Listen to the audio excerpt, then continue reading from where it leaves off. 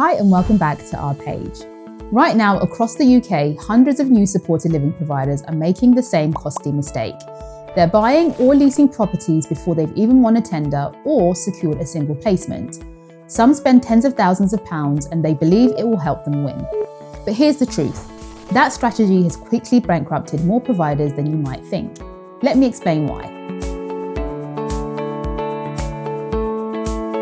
When you see a supported living tender, it often says things like, the provider must demonstrate access to suitable accommodation.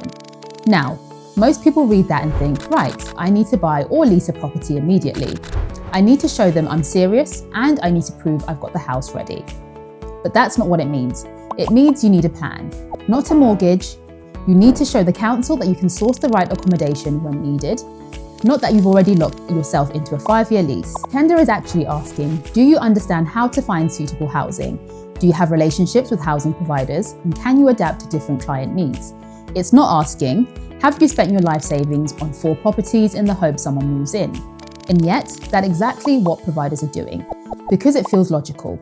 It feels like commitment, and it feels like the right thing to do to win you points. But funnily enough, councils actively discourage this. And I'm going to show you why. We once worked with a provider in the Northwest who leased 4 beautiful houses, newly refurbished, adapted, accessible, ready to go.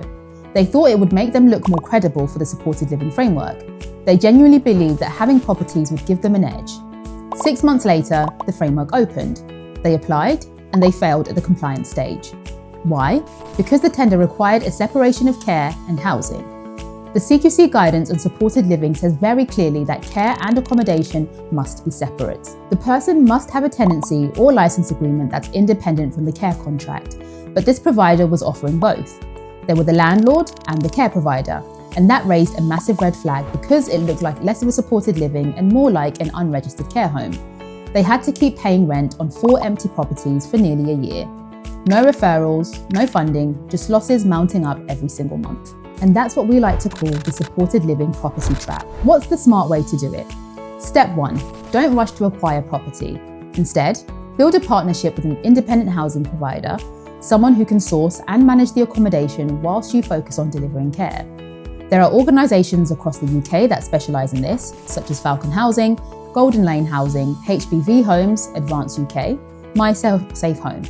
These are housing providers who work with care companies to supply accommodation once you have a referral or a framework position. Step 2, create an accommodation strategy. That's a short plan that explains how you'll identify properties, what types of housing meets your client's needs, and how you'll maintain tenancy rights and independence, and which partners you'll work with. That's what councils actually look for in your tender, not proof of ownership, proof of planning. Step 3, only formalise leases once you're awarded a contract. Once you know your service model, your location, your client group, then secure your property with purpose, not hope. Because here's what councils know that new providers don't. Needs change.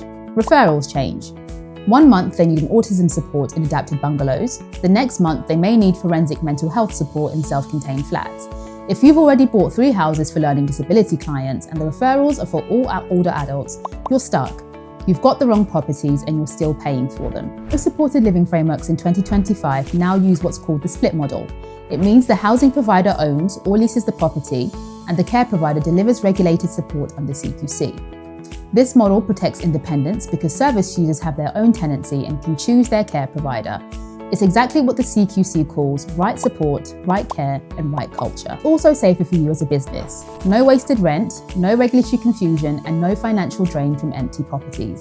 And councils love it because it encourages competition.